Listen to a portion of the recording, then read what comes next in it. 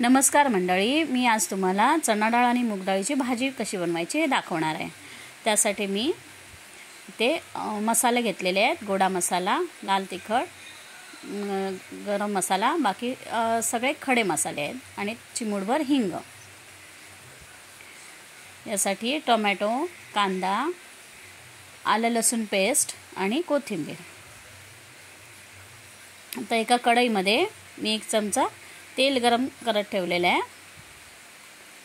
त्यामध्ये आपण जे खडे मसाले घेतले होते ते सगळे घातलेले, आलं लसूण पेस्ट, कांदा घातलेला आहे। हे छान परतून घेऊया। त्यानंतर टोमॅटो थोडा नरम झाला की मग त्यामध्ये लाल तिखट, जे आपण लंकेचे मसाले घेतले होते ना, ते त्यात मी मिसळले। हे छान परतवून घेतले आणि आता यामध्ये आपण डाळ घातलेली आहे, भिजवून घेतलेली डाळ घातलेली आहे। हे पण छान परतवून घेऊया। नंतर त्यामध्ये